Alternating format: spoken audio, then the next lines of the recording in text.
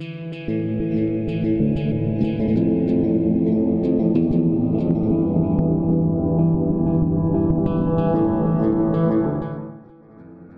hello and welcome here to the second episode of the Etecc Music Band Podcast. In this episode we are joined with Niko from Bloodwork. We actually visited the Bloodwork boys over in their new home in Paderborn for a nice barbecue party. And while we were there, we decided to record the second episode of the podcast right there, because we could get much better audio quality out of it. Moritz, the drummer of Bloodwork, actually built his own little playroom for the drums there, a little studio type of room. So we decided to sit down there, open up a bottle of wine, and just see where the conversation would go. So we sat down and we were talking about a little bit of the state of Bloodwork, the band itself, what is going on at the moment. We were also talking about the gatekeeper mechanic behind festivals, who decides who gets to play on bigger festivals. That is certainly a topic that should be interesting to some of you. Also, again, we were talking about what they did, the boys of Bloodwork did on the tour with the video material that they recorded, because none of it, or few bits of it, actually made it onto the YouTubes and onto the public while they recorded most of their shows. We are also talking about some of the video editing and the importance of YouTube again for bands, and see what Niko has to say to it. Just a quick side info for everyone that doesn't know, we have been on tour with Bloodwork for quite a few dates in 2013 for each of our album releases. There will be a flyer later in the podcast if you want to watch it. Sadly, our camera dies at some point, but all the audio is there, so we just put some pictures there for you to watch. We are also going into one or two topics left and right about all kinds of things, and see what Niko has to say to them just from another band's perspective. So grab a beer, grab a coffee, whatever it is you're drinking right now. Sit back and enjoy. Yo, welcome to the second Etecc podcast. Now, this time around, you might notice this is a completely different setup. We're here in Paderborn. Yeah, it's Kirchborchen. Kirchborchen. For all the English-speaking listeners, viewers, it's probably some random shit somewhere in Germany. But yeah, we're here. Actually, this is to give you a little context on this. This is the new house of the Bloodwork drummer. It's Moritz. And he decided to build a little play room right here in his house, where he puts the where he has the drum kit set up and all that good stuff. And it's sound wise, it's really good. You can basically record in here. So we decided, because we were coming over for a barbecue anyway, to make the next podcast here. And we got someone here. Well, this is Souhaieb again. If you don't, Souhaieb from Etecc Band. The Marc is here. So the whole Etecc crew, as of right now, is here, and we got a guest that is Niko. Hello, Nikolaus. Hello. And he is the guitarist of Bloodwork. So the whole crew is here, and. Yeah, he's going to be our guest for tonight. So, Niko, how are you doing? Oh, I'm fine. I'm just looking at that caterpillar. Yeah, we just strolling around on the table.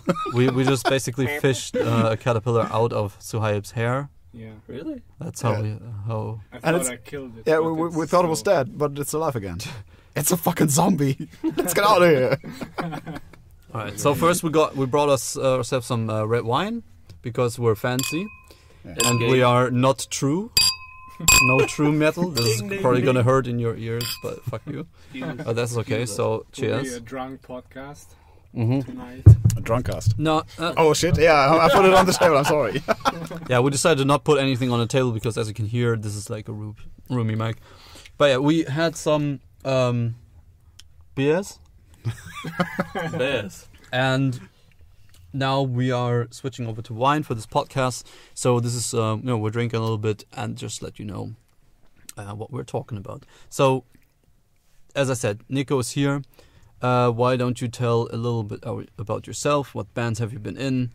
How long have you been playing in Bloodwork? How old are you? What's your sock color? What's your favorite painting? All right, the whole story. Yes, the whole story. Everything. Okay. No, name's Niko. I'm 38 years old. Been doing music for the better part of my life, I'd say. I've been playing in various bands. The last two, I think, maybe were the most notable ones. That would have been Deadly Sin, was a power metal classic power metal band. Best name, Deadly Sin. Deadly Sin. Yes. It's like, yeah, we got all the best words. We got the best words. Yeah, and the last band I've been playing in was or is it's hard to tell. Bloodwork, melodic death metal band, and we got to know the guys from Etecc being on tour. And fell in love at the first sight. So yeah, and I don't know. Since then we were hanging out regularly, and yeah. What instrument do you play? Oh, I'm playing the guitar, and I used to sing a little bit, but not that good. Yeah, we can talk about that later if it's good or not. But yes, so that is Niko right here. Bloodwork, the band. When was it founded? When did you start? Yeah, I suppose it must have been like 2006. Yeah. Okay. 2006, 2007, with a few lineup changes in the beginning. Right. Because I think we didn't even quite know each other at 2006. That's what I just got back from the United States, and then we started hanging out. So. That is. Yeah, we started hanging out. I don't know. And was. I mean us. Like when you guys. Yeah, right. when you guys started, we basically just got to know each other better. When I came back from the United States, and we didn't start until late 2010. So that was quite an advantage there. Yeah, and we were first. Yeah, you were first. we were first to get to know each other. So we have more experience over here. Yeah. So that is why it is interesting. Yeah, and before that you had bands, so basically you've been. When was the first time you had a band? What year? Actually, I started up doing music with two of my siblings, two of my brothers. Classical thing in our cellar room. I had a drum set put up there. I used to play the drums in the beginning, and with two of my brothers, we had a punk band called The Wasted. Nice, good name too. Again, you're good at the names. Wasted is a brilliant name. Yes, okay. Dude, The Wasted is probably a good name. Doesn't exist again in the world. No. we sucked big time. That's okay. But it was fun. What year was that though? Must have been around, I don't know, like 95 or something. Okay, see. 95. So yes, I was 6. Yeah, exactly. Yeah, I was 6 too. So. Now the interesting thing is that like we, as a band, start to feel old a little, but as you can see, there's people that have much more experience. But also there's people that, maybe just started now or started a couple of years ago and are just very fresh to the whole game. And it is interesting to have someone on the thing, that it's just knows the scene from how it was in the 90s, maybe a little bit, or 2000s or whatever. It is very interesting. So that's what we're going to talk about today. And I would say you're playing the age card, all right? What? I don't get it. So it's all good. Continue. The age card. The age card. Because he's old and we're not. Yeah. Okay, I'm slow. I just understood the plot of the whole story. No, but it means you're wise. You wise. want to crucify me for being old. Your beard says you're wise already. You're drinking red wine. I was forced to. But it is. But okay, so let's give the viewers a few perks that you did with Bloodwork. What were the biggest things that you accomplished? Like just really quick, like the 4 biggest things. Biggest things I think would be I don't know, smoking weed in every single backstage room we've been to. Okay, that's a good part. Nice. Not me though. Never. Yeah, you never. No. I'd say of course the festival shows, the big festival shows were the best, and that would be taking part in the metal battle, Wacken Metal Battle in 2008, playing the Wacken Open Air. It was a small performance, but in 2009 we were booked for a good performance at 10 p.m. in the evening on the 10th stage. That was very nice. So we played 10 p.m. So what you're dealing with is a band that has played Wacken Open Air at 10 p.m. That is basically the best, awesome you know. Yeah. And the small show he mentioned in the metal battle wasn't small either. It was pretty big. Same stage, different time. Yeah, but it was not small. So okay. Yeah, we used to play for one time the Full Force Open Air. We had the honor to I think to open the Full Force Open Air in 2010. Yeah. And we also played the Summer Breeze Festival one time. So we got basically all the bigger festivals in Germany covered. And we had the chance to release 3 albums in the end via various labels. that all went broke shortly after they signed us for some reason. Well, that's okay. Well, that is another story. Maybe. Yes, maybe I'm going to write about that in my memoirs. I don't know. Yeah. No, these were the perks of this band. It was fun. It was fun. Well, those are not small perks, so it's pretty decent, I'd say. Yeah. For most bands, dream of playing Wacken Open Air or with Full Force. We ourselves have played the Ship and Metal Days, and just not a very good time. But so this is something huge. Okay, so Bloodwork, do they still exist? Because I know some people might watch this. Just very short question. Yes. No, if they do and you're just taking a break, it's fine. But what's the status at the moment? The status is quite unchanged. Right now, we never split. Okay. Officially, never split officially. It just we've been taking a hiatus, a prolonged hiatus. Okay. from doing band stuff. Due to job related stuff. Okay. I don't know. I'd say the band is still in existence, at least in our hearts. Okay. Well, that's all that matters. Yeah. No, but it's okay. So we don't know yet.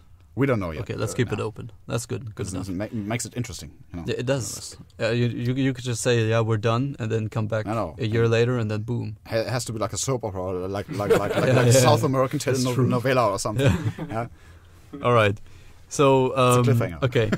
So we talked about Bloodwork. We're gonna link probably something in the description or some type of video. Why not? Wacken. Yeah. A festival video would be most interesting. So you can still buy the stuff though. Oh yeah. So why don't buy you the stuff? Buy it quick because I'm broke. Make sure the label doesn't go broke. Right. Right. Maybe we can talk about labels in a little bit. That might be something, but we can pick up on that later. The first question. Let's stay with the festivals.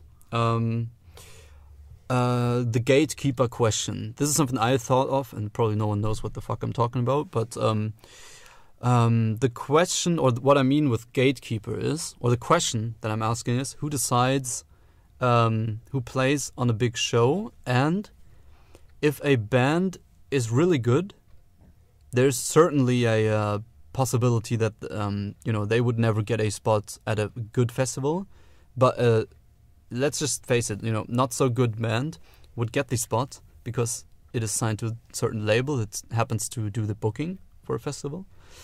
What do you think about the whole gatekeeper process? Is there something like this at all, or do you think a good band will always play the festival if it's good enough? But you know what I mean?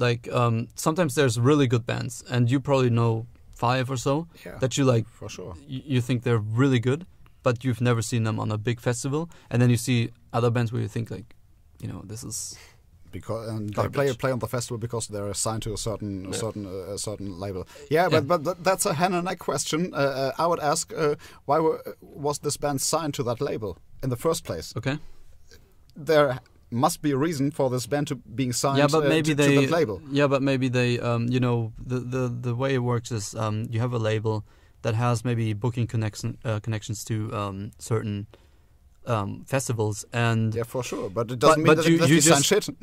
No, but maybe because sometimes you can just sign promotional contracts, distribution contracts, and you pay a certain amount for that, and then you're in. So all right. Okay. And then those guys are in. Let's put them in the festival. Yeah. Boom, they got the slot. So that's how it works. They basically did a buy-in. Yeah, that's a question. Yeah, kind of. Yeah. I think that happens if a band happens to I don't know, have those kind of assets and to invest that much money into their career. I think that the question remains if you get that going and you invest money and try to have a buy-in into a label and they sign you to the festivals and all this stuff, that's good. But I guarantee you that if you're shit, then that will last for about 2 years and no one wants to listen to you. And so, yeah, maybe you played the big festival, but you're still shit.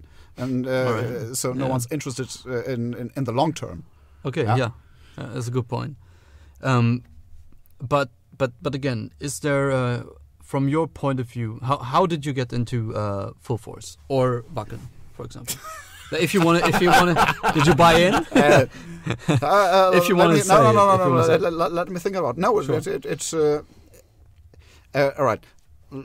Let's say it like this. It should be like if a band is really good, then it gets the shows, and then it gets the deals, and then it gets to sell shit, and then it gets famous and rich and drug abusing bastards. Yes. Basically, that's as it should be. Truth is, we're all humans, and it's a fucking business. Of course, the music business is one fucked up business, and I think you guys you got your share, and you looked into it, and so yes. You know that business is really like fucked up. Yeah. Where did I want to go here? How did you get into the festivals? All right. Oh yeah. I'm sorry. That was the question. Yeah. Thank you. So I'd say we were playing some decent music. I'd say we were, in my opinion, we were good. But if I start to compare us to other acts likely known as we were during that time, that were just better. So I think we were playing decent music, and we had the chance to get to know some people from inside that circuit, with taking part in the Wacken Metal Battle. So we got to know folks from those organizations and from the Metal Hammer magazine, and it was just like talking at a party, having a beer, and then they got to know you, and so. Yeah, sometimes you could call them like, hey, feature us in your next magazine, please. And so I think our music was maybe decent, but we got to know people, and mostly I think it's a mixture of all those things that gets you going. You have to be good, of course, but you have to know people, and you have to know how to navigate in those structures. Okay, Metal Battle is something you can apply to, right? Yeah. And then if it is decent enough, which your music is, you get picked. By the way, what it is. you're just me. Yeah, but sometimes you say it's like it's not they are good flattering enough. me all the time. Yeah, no, but the thing is, very hard to take. But listen. The fun thing is we don't we are not fans of melodic death metal. Not really. Yeah, but they're fans of me. No, but just you. Just you. Not anymore. But Bloodwork was one of the bands where we said. We saw them at the festival. Really good. We saw them at the festival. We just went to a metal show yesterday, and I said to him, I guess I only saw like 2 bands at a concert that I didn't know before, which I liked after seeing them. Like really and, liked. And one other band. Some without obviously like are okay. them being already famous or whatever. So All it's right. like, all right, they gotta be good or whatever. It's like Because of the performance or because of hanging out after show? No, we didn't hang out All after right. show. Back then we did See, I saw you. there where was it? Break the Ground Festival And somewhere. I remember Break the my Ground girlfriend Festival. back then Brilliant. talked to your vocalist Yeah. and got his email and whatever for us to like contact and Yeah. Contact you. like get gigs, and I was like, we really like these guys. Was and it they're the pretty Break the Ground? Yeah. It Yeah. was. And Uh, we which- played, which- we which- played, we we played played the band The battle band or whatever contest. contest. All right. And you which, played- which year was that? I think they 11. 11, I think.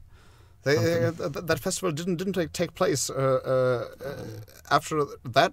Was it that show? I don't know. I don't What- know. the- Yeah, the last there one? was a. I think there was a small break, but it's still around. I think. It's Yeah, around. it's Yeah, around, but yeah. So, where were we? John played it. The I'm music. sorry. No, no, I'm distracting all of you. No, but it's fine. Like we were at, the music is decent because we thought it was good. We also saw Drone, which yeah. is also They played local, there too. and we also thought like those good, two yeah. bands were like really good. Yeah. And anyway, so you applied to the whole Wacken metal battle stuff, and then obviously they decided to rebook you the next year. Mhm. So how did that happen? Yeah, It's the connection thing again, or I'm afraid to say. yeah, it doesn't matter. It's just Yeah, well, it was like that second show on the Wacken Open Air took place during a Wacken Inside event called the Metal Hammer Party. So it was organized by the guys from the Metal Hammer magazine, Metal Hammer Germany, and as I said, we got to know. Yeah. Some of those guys liked of the editors, they liked us and they saw something in us. I don't know what, but they saw something in us and said, "All right, now let's book them to like that show." And I think in that evening we were supposed to play earlier, but some kind of obstruction. I'm not sure yet that we were playing later. And so by those connections, you have to say, we got the gig. How about with Full Force?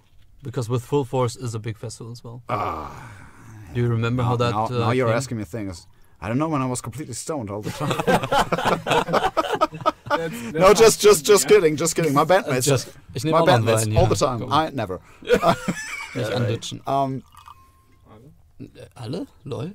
Lol. Okay. Ja. The first wine is empty. Okay. Oh no, that's a good story. I remember. Yeah, You remember? First time playing in Wacken during that metal battle thing, we were told to play another show the day later on that festival in the press tent, and we had a show in the press tent. That press tent is for cases of bands that want to have a question answer. How many people are in there? Like 20 or No. 100? It fits like 200 people. And if there are big bands playing in the press tent for a question and answer, then it's full. When we were playing, I don't know, there were like seven or eight people sitting there, Right, okay. taking notes all the time. We're like, all right, Guitar good reality? situations. And after that show, here's the caterpillar again. After that show, I think our bass player Frank was approached by two guys. And they introduced themselves to him and said, like, "Yeah, we're from here, that festival in the east, the Full Force, and you get a car, you're good, and let's see if we can do something." and I think Frank, that's a good story. Frank just forgot it, and they just forgot it, and my God. then 2 years later. Frank, For some reason, the content was established again through unknown channels. I don't know, and then it was like, Frank, it was please. you, yeah. Then go play. By the way, Why? Full Force. Frank, where are you? Why you do this, man? Okay. Well, that was okay. That is some It's good. a good story. The Yeah, in front yeah. of 7 people, See. and afterwards. It Well, made that was sense the because press they got the tent. gig, so- Press tent. Well, whatever. 7 The people, other so- shows were pretty So- packed, from what I saw. Yeah. But okay. So you would say, but maybe you have a tip for. I don't know, tip for bands, but Starting. it's no, not starting musicians. It's shit, man. Let's just keep going and try. That's the only tip. But you know, about the whole gatekeeper thing, what can you do to put yourself in a better position to you know, get noticed by the people that Help you. book you on the festival? Because for us, okay, our story was we signed to a label and we paid a promotional deal, and obviously that is the normal thing. Then you get promoted, you get you know, placed in the stores, etc. And then you're in the label, and they say, oh, well, we could give those guys this festival or that festival, and then you play there, you play a slot there. Did you have a certain plan, or did you just play as much as possible, or was there like any intention? That's what we want, and that's what we're going to do to achieve that. I think in the original setup in Bloodwork, there were two different approaches. There was one side that took to the business side of things and wanted to do it in the business side of things, getting to know people and starting connections, building a network and doing it through all these channels, which is good. You can do that, and that's okay. And then there was the other fraction. I wouldn't say that because we were doing this hand in hand.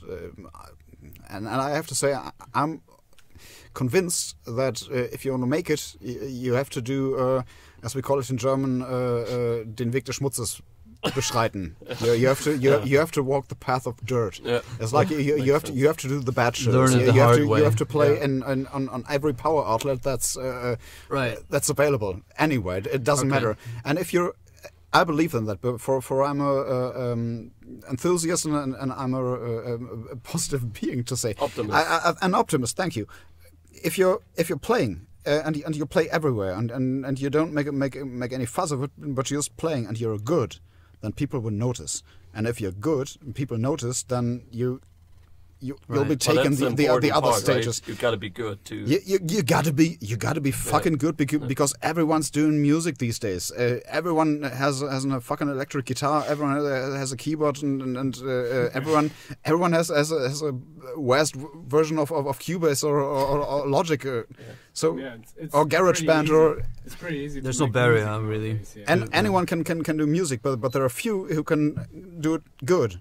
And I don't know, if you're good and if you put your heart into it, then I think you can make it. It sounds but isn't that? Wouldn't you say that that's a very romantic way of putting it? It's maybe a romantic way saying that it isn't a guarantee. I agree, but wouldn't, you know? Certainly, there's people saying, you know, yeah, but do we have to play every shit show?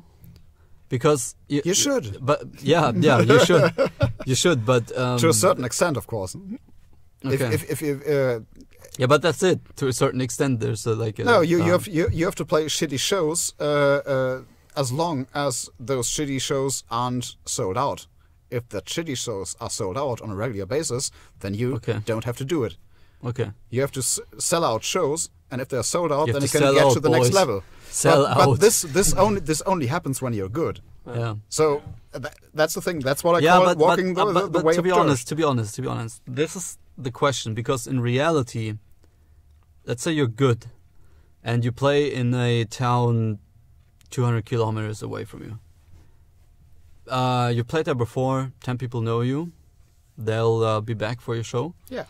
And they'll drag along 20 friends. That's 30 people. It doesn't, you know, you're very good still, but at the same time, it's an underground show, and people just maybe not showing up. Yeah, but no, that's how. What can you expect after you play the second time? You can't expect anything. Okay, let's say they played 3 times. You're not gonna sell out the whole town. No, you're not gonna sell. To have this. But there's a lot of bands that did not sell out every town 300 kilometers or miles away from their town. Like for example. And you know they still got booked on big festivals, and after that, you know, okay, they got recognition. Because look, if there's an example in gaming shit as well. Like if a game doesn't get press coverage, it doesn't sell. And when it doesn't sell, it doesn't get press coverage. It's a circle. No, wrong. Okay. No. But there's examples of this. Okay. There's examples of this. I'm just saying. And now you're saying, okay, if you're good enough, you're gonna sell out all the shows around your town. But like, for example, there's examples of bands that are from kind of like, you know, a regional band that doesn't sell out a show in 400 kilometers away. Yeah. So you're saying you have to keep playing for 20 years until, you know, the radius. No. If you've been doing this for 20 years, then you've been doing something wrong. Okay. Definitely. No. What I'm saying is, if you're that good, then at some point someone's going to notice you. Then some point will be noticing you, and folks tend to use those new forms of communication by now, called social networks and all that stuff. So by now it is, I think, very much easier to be known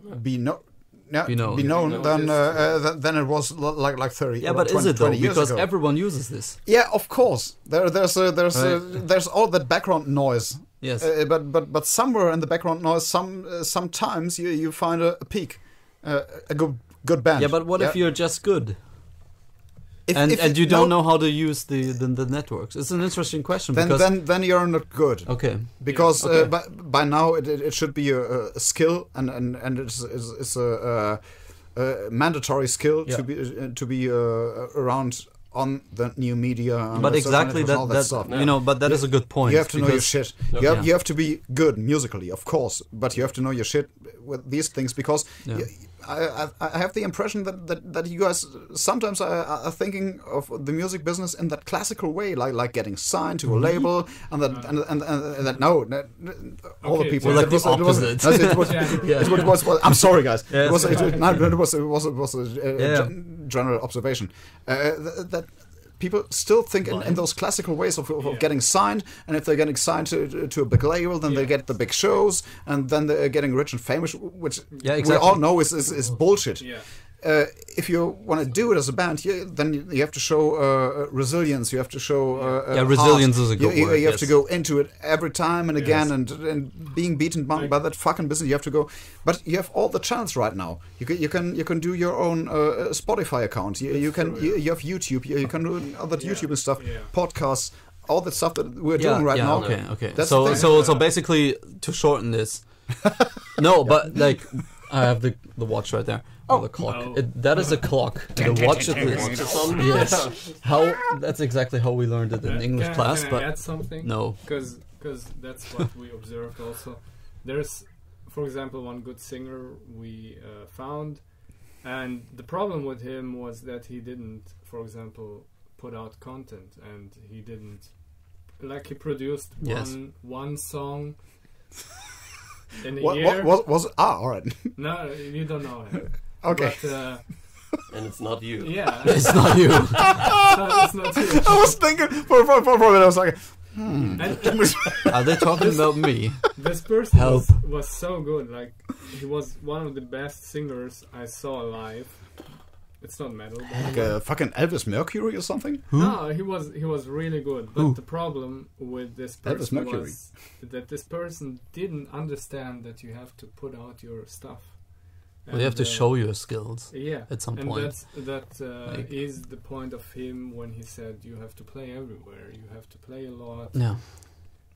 And to be honest, we also did the same mistake where we said, okay, well, it was, to be honest, it was going great, and then we kind of said, we don't need to play this very small shows for $100 anymore. It was a mistake looking back at it, because you can that's where you reach the people that are actually going to the underground shows. If you can argue the other way, if someone cannot pay you $150 for a show, then the show is going to be shit, which might be true in most cases. It's usually true, but if you just play it anyway and you can gather like 5 people, those are the people that go to the smallest shows possible, and those are the guys that are most involved and engaged in the whole scene and will spread the word. That's what I'm thinking right now. But you get carried away when you can get those bucks, and then obviously there's a psychological thing to it where you don't want people to see you on shitty stages, which is true, kind of. If you only there's another band that we know that kind of completely does the opposite, only plays the very financially good shows, good stages, and that creates a certain image in the receptionist's eye, or viewer's eye. They only play those good shows. They are big. They are a established band. That's what happens, though, and it works for one band that I know of. And do they start with a D? No. All right. No. No. It's not. It's not. No. It's not dildo. Dick. Not dodo. No. Dildo. But they like. No, duckling dildo. It's kind of the same approach, though. The band with D is the same approach. All right. Not completely, because they also know to play small shows. But you have to give it to them. Yeah, they do. They do sometimes, play smaller shows. And this is real shit right here. I mean, it doesn't matter, we're not saying any names, but, this is, they go back and do their own shows for much less than they would have been booked for. Instead of not playing. And the other band I was talking about earlier would not do that. No. And that is also a big difference. So Okay. you have one here, that's us, all at the bottom, and then you got some people that play only certain shows, and then only Not the all good at the shows. bottom. Not all at the bottom. Come on, guys. Started from the bottom now. No, but okay. it's very Maybe this wraps it up pretty well. Not the bottom. We're in cold waters, but not on the bottom. Okay. I don't know. How much time do we have left? As much as we want. As much as we want. Yeah. 2 hours. I'd say we enough time for me to take a leak, please. Yes, please. I would say we take a piss break, and then we'll be right back. Yes. Pisse. Anstehen beim Pissen. Aber alright, next part. Läuft. Okay, welcome to the next part. Purge. Yes. Are we from Canada? Canada? I'm from Texas. We're in a Texas. very Barbecue bar. What's going on here? oh my shit. Oh my god. Hello. Hello.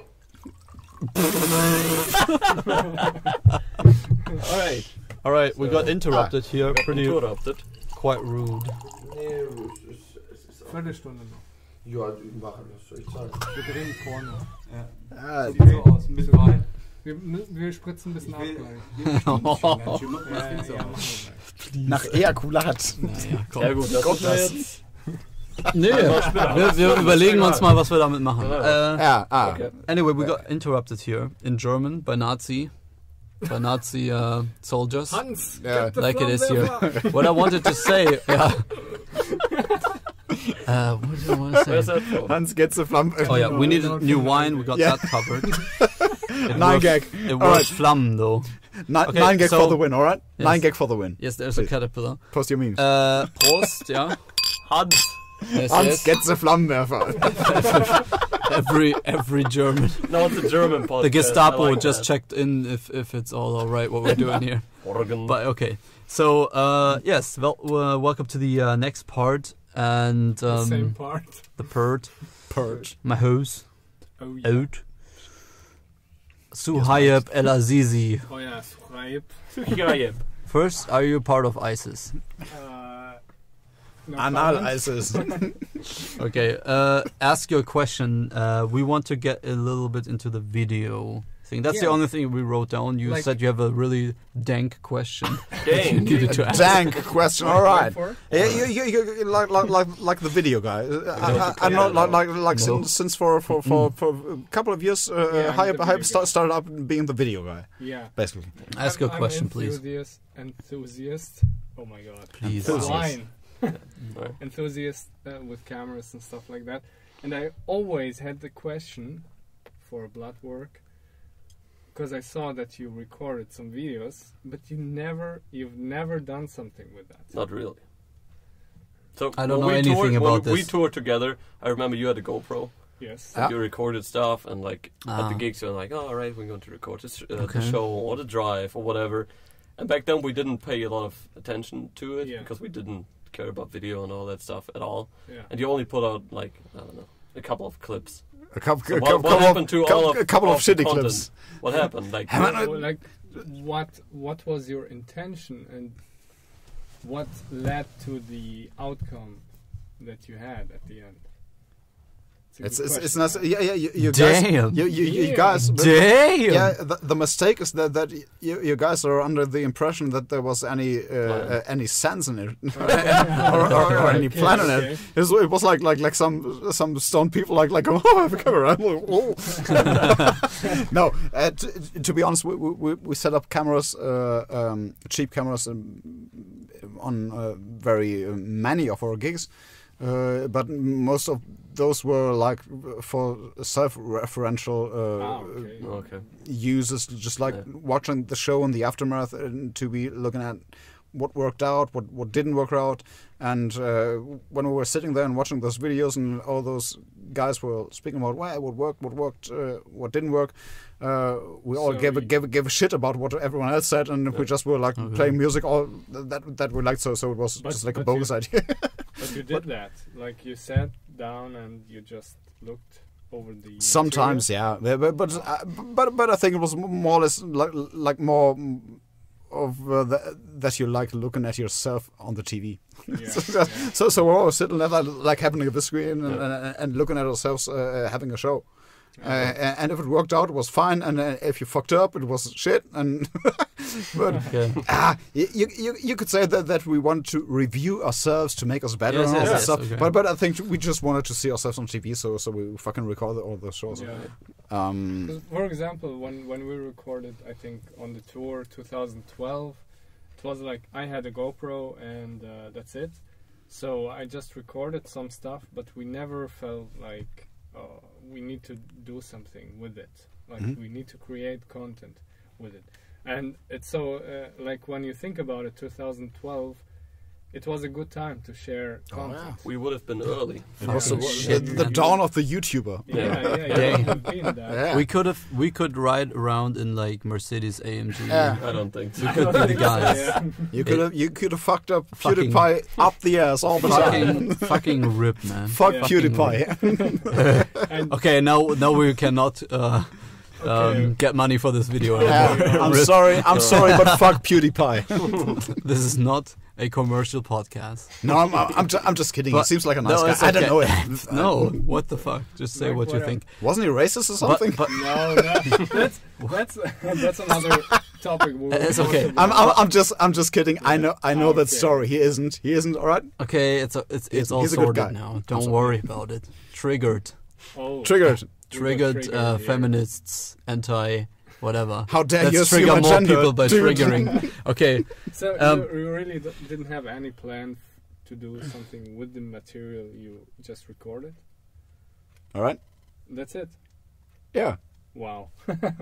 I'm surprised because I had. We always looked up to you guys, man. What the fuck? Can't you just present us a master plan that you had or something? Oh, we're still on the video thing. Fuck, all right, man. Yeah. I don't know, man. We recorded most of our shows and all that stuff, and lots of stuff happening backstage, which I find much more interesting than those shitty stage videos. That stuff that happened backstage was way more interesting. But on the one hand, most of that stuff was like, you can't really put it on YouTube. No, it was a PG on that definitely. Yeah. And on the other hand, editing that stuff is a shitload of work. And really? That's a good point because that's where I want to go because here comes the Gary V hustle style. No, that's not where I your want shit to go. work more. I remember doing one video for Bloodwork. We recorded it in a rehearsal room and was just like intended to be a random Facebook post. The first stone from the Zero album, and I ended up recording like 8 or 9 tracks of video, and I had to edit it all in 3 minutes, and it was like that shitload of work that I just in the end I just placed random cuts anywhere and put the rest out and then put some filter on it and then it was good. It's good. That's enough. Okay, but editing that video shit is like okay, but let me say something because I'm probably like the freshest of the band to the video editing. Ah. Because I always said like I don't want to fucking do this shit. Like I have no idea how that works. Go away. Be fat somewhere else. And you didn't like to talk to the camera. No, I didn't like to talk because I don't know. Basically, I just didn't like it. But basically, it's point and click and patience. Yes, but it's patience is like the whole thing. But rip. Click. The camera ripped. Yeah. Well, Rip. Okay, It now fucked us up. so whatever. We're just you can't audio. see it. You can't see it. We have our dicks out now. We're rubbing our dicks together. We're right now putting in those pictures of those cute doggies Yes. that you're seeing right Sadly, now. you can't see it. There's a lot of naked women that just came in the room. But look at the doggy. That nice that's doggy. Rockstar Life. You can't see it. So okay, but I didn't like editing at all. And then I just said, okay, let's do one thing. I got into it, and after I don't know, I didn't do much yet, but 10 or so, it's okay. I mean, I can do it in a couple of hours, and it's not that big of a deal. It's practice, like everything else. And if you can do that, it opens up a totally different world. I can do something for other, hobbies or whatever. I can edit videos there, and it's awesome. And I don't know, like I'm really not the guy to pick something up. Yeah, I hate everything. I don't know. So right now you're just endorsing guys to load. All right, a ripped version of the Creative Suite. All right, guys. No. Yeah, get your Wear software and do it on your people own. to make videos like this. So don't try it. It's shit, man. Yeah. Don't try it. It takes 7 hours to do half a video. Don't do it. I had this question because I felt the same when we recorded videos for A couple of years ago. Yeah, a couple of years ago. We have like a shitload of videos that we have never used. Yes. For example, the tour with you, we also recorded, and we did nothing with it because it was a great tour. It was a lot of. I still remember the only guy taking care of video stuff was you. Yeah, it was and me. It was like it takes so long, and I was like, oh right, I don't want to spend 8 hours on one video, so I didn't do it. I think that's the general equation behind that. The more you try to take a digital impression of your life, the less you will be likely to use it in any way. We're taking photographs with our fucking cell phones all the time. And we don't look at them.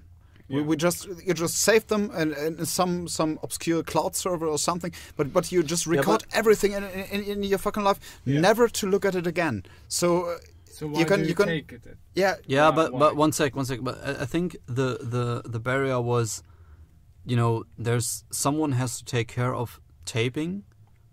Someone just has to take the responsibility to tape what you are doing, because I remember. Okay, this is one thing. Wait, one thing. One thing I wanted to say was, we always complained that all the shit we're doing. There's no more wine. What the? There's no more wine. We're Keep 3 talking. bottles here. Keep talking. Okay. Welcome to the Drunk Podcast. Yeah.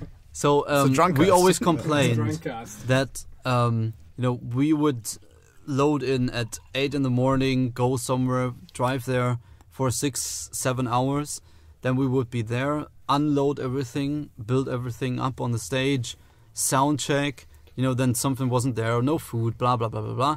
And then we would play the show for like 45 minutes, load everything back in, drive home all the way. It's 8 a.m. in the morning again, load everything into the rehearsal room again. And then we would be done for the day. All this stuff for 45 minutes, and we're so cool, but we can't share it to anyone. That was what we were complaining about. Yeah. And because there was no one at the audience. No, sometimes there wasn't. Sometimes there were a lot of people. It doesn't matter for this case. But you did it for them. Yes, but in the end, we weren't complaining that we did all this for no one. Obviously, this is like a basic thing. You did. If you have a band, you do it for the people that are listening. That's very good if you get feedback from the people in front of the stage, obviously. But all the stuff that you do for this, the people in front of the stage don't see that. And we wanted to we were like, how can we portray that in a way that people see like all the stuff that a band does, because not all bands do this. If they can't make it in time, they just I have to work. I can't. No problem solving at all. Yeah, man, that's been called live. Yeah. But look, I can't make that. Is as you would say, if you're good enough, is just a excuse for not playing the gig, because you have to do all this. Maybe you have to just switch shifts with someone at work or something. Just saying, if work at something like this, and then you could do all this and all this stuff that adds on to the actual 45 minutes on stage. We couldn't show, and then we complained about it, and we didn't tape it. Well, and that's all we had to do. Point. We didn't document what we did. Yeah. So we had to. All we had to do was turn on the camera at 9 a.m. when we started, and turn it off at 8 a.m. when we got back home, and it was a gig that was really far away. As an example, like all the, I don't know how many gigs you guys played, but all of the gigs, it will not be able to show like anyone what you guys did, how much work you put into it. Yes. It's all gone, not because it didn't happen. Same for us. But because same for us, right? For the at least. Yeah, that's the fucking deal in doing music. You're working your fucking ass off, right, and you won't get paid for it in the least of circumstances. Right. That's okay. Financially, never. And most of the times, even you don't get good feedback. And trying to get good feedback for a show that you haven't got that great feedback in the aftermath by doing a video from it. I don't know, man. It's like, you can do it, but it's not. I think you think about it as a commercially, but it's more about sharing your experience to a new audience. For example, a generation that is like 15 years old now, they are like, they want to be in a band. And where do they search? They know Google, they know YouTube. Well, they know Instagram most of all, and Snapchat, and maybe something else. In the social media. And these people could be really interested in your story. And this story is so valuable. What you did, but you like always think you're not interesting and you can't sing and everything. You always think that. No, it's going on the personal level. All right. But I told you this before. You always think, it's good. It's nice, but. One thing we talk about is, for example, it is interesting. If you have a child. Like, how cool would it be for your child to see what you did? Maybe not. Like personal questions from me. Yeah. No. Yes, but not all the backstage stuff. This has taken a turn in the last two minutes. I don't know if I like it. Where did we come from? But no, I have a good example. Like my granddad used to be a musician, and he filled stages actually in my hometown after the war because he was a musician. I don't, I just know that because people told me. And he was really good, and it was obviously like Volksmusik, My grandpa, after the war, obviously, with an accordion GG. But he was a good musician, and there's nothing like but after that there were so many years, and wouldn't you want to see like what your granddad grandpa did? It really depends on your connection to your grandpa. Yeah, of course. Like if he's okay, we don't know. Does it matter? No, it doesn't matter. But I think it does. If you just compare, it depends on your personality. And you can one band has all of that history, and you can check out what they did and how they got to a certain point. Yeah, you guys. You will have a deeper connection with them. You guys to the other band. You guys are talking heritage right now. Okay. What we leave behind. Yeah. Yes, but wait. Yeah. As well. If you are more, then it's about what you left behind. Also, not only heritage, but just the evolution. Because if we let's just say we tape the whole year and we record everything. Like next year, people can check out this year. We will be around for the next 20 years. Do you think anyone would be interested in reviewing your fucking life? Your family? Yes. No. Not only. Yeah, but that's only your family. Not. But it doesn't matter. Look. You have two bands. One band, puts out songs. Yeah, but maybe this goes so far because it's personal. It does. It's personal. It does. But it's interesting. One band puts out an album. It's good, and the other band puts out an album. It's good. But they have a huge YouTube channel where you can watch them from where they started to where they are right now. Maybe let's say playing, I don't know, like a huge stage though. Yeah. Now you're in a band, maybe it's different for you, but as a fan, it would be more interesting. Yeah. Which one would be more interesting? Because of course if we watch the videos you guys put out, we can see like live shows and all that, but like the fans couldn't see how like funny or nice you are. They will not be able to get to know you. I used to. I am in a band, or I used to be in a band. Yeah. You guys are in a band, right? All right. So how dare you assume how a fan feels like? You're on the other side, guys. But we're a fan of your music. How can we not be a fan? Yeah, but you also are practicing musicians, so you're on the other side, and it's hard to how do you say, to fathom what the other side thinks. Right thing. Yeah, sure. That's totally. That's I give up. I give up on that. I'm a fan of music. But I'm a musician myself, so I gave up to think about what people are thinking. That's why I'm going with this very simple approach. If I'm good, then folks are gonna like it. But I don't want to worry my ass off about how do I do it that they like me. I do my stuff, and either they like it or they like it not. And it doesn't matter if I fill my whole life and my whole music career for that, or if I'm just doing fucking music. But the stuff I put out, I don't worry about how I like come across it. Well, first of all, you're not filming your whole life. You don't film your personal. You film band stuff. But I film band stuff. I have one thing. You said like before, why would someone care about what like some like you do in your life or what I would do? But how can you like be in a band and put out stuff and music and assume that no one actually cares at the end? You gotta be somehow interested in someone else being interested in what you do, which also includes, which goes far beyond the music you write or put out, because you're like that person with guitar.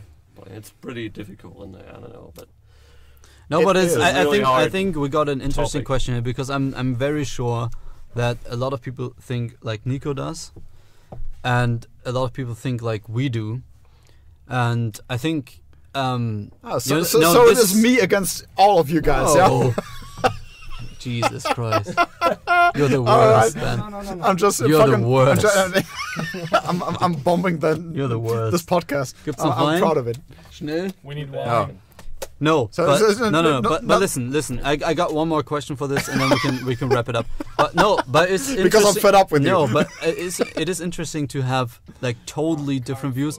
At least on one topic. I think on most we agree, but like here, it's not a totally different view, but it's interesting. Guys, I'm pretty much... No, you're shit now? Yeah, yes, we hate you. We're driving home after this. Yeah, man, we're going home, man. Fuck you. Interesting thing is, I think in the aftermath, when we're going to be having a beer later and maybe talking about this, we'll see that we're on the same point here. I sometimes like to shift my point for having a discussion. You piece of shit. I just like to say one more thing. It's like ting. I really ting. Said it on purpose. It's a thing. I'd like to know more about people in a certain band or project than just the product they have or the music. It's like it's cool because. But I'm a musician, not a fucking fan. One main reason I really like Metallica is because I like James Hetfield and I like Lars Ulrich. Let me just say one thing. We got very involved into Metallica because they had the 1.5 documentaries up, and we got to know their personalities, how they are, and we could identify with them. But you guys are musicians. Wait, but no, back in the day we weren't, okay? We weren't yet. But you like to be. Yeah. But still, come on now. What fan doesn't want to? Because but listen, that's how I got into Metallica, because I got to know the people who were in the bands. I wasn't playing the drums, but that's because we could identify with the people. They were funny, and they were like this how they were. Okay, we're sellouts. We like Metallica. Sorry, but that's just how we saw it. The only thing I say, but I think that's because you were not destined, but you were likely to pursue something musically. You were interested not because of a reason. Because maybe there was something of a calling to do music. Maybe it All was right? God. Look, but the only thing I'm saying is that Satan. the standard fan of Metallica, the mass, the broad mass of Metallica fans, doesn't give a shit about what James Hetfield does anyway. They just give a shit about hearing One or Nothing Else Matters, Death and they can sing No. along with it, but they don't give a shit about James Hetfield or that Certainly fucking band not. or what they I don't do think so. or what they're touring I think or there are what they just certain, are maybe listening to the different music. layers of that. Maybe. We're always looking Maybe, at these things from the perspective of a musician. We wanted to be like them because they had what we wanted to be. Yeah, maybe. Like doing music, but the normal fan, the guy on listening to the radio in his Just fucking one song automobile, and then- he listens to the song and he doesn't give a shit about James Hetfield, and he doesn't give a How shit dare about you all say this? this stuff. How can you not give a shit about James Now, Hetfield? lots of these things and songbooks and those videos and when I'm looking at Vulgar video from Pantera, those immortal band videos for us all, it's like the epitome of a band, because these videos are so great. But if you're looking at it from a fan side of view, then you're just looking at a few folks just like going nuts. But maybe not. And it's like, Being weird and but drunk. being in a band, it's like, I want to be like I want to be like cool. these guys. They were so cool. Okay, I want one to waste the sec, backstage one room. sec. All right. That's a good point. Okay, this is enough controversy because we need to smoke cigarettes. Cigarettes. I don't smoke. The rest of my band does. I think it wraps it up pretty well. We have a couple more. It is very possible points. that Niko might come back to finish that Jesus at some point. Maybe in a year. Maybe in a year or It is something.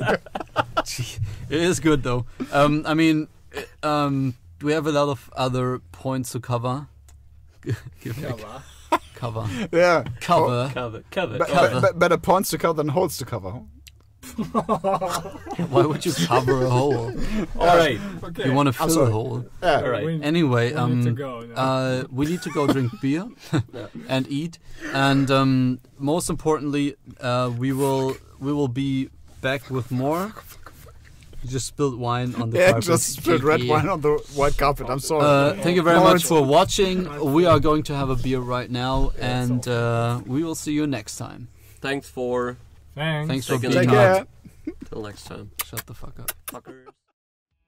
This has been a Noisebird Media and Etecc production. If you like our stuff, why don't you subscribe to our channel? That would make us very, very happy. Use the comment section to give us constructive feedback, which is always appreciated. If you liked the video, rate it thumbs up. If you didn't like it, then the dislike button is right over there. Thank you very much for watching, and we hope to see you next time.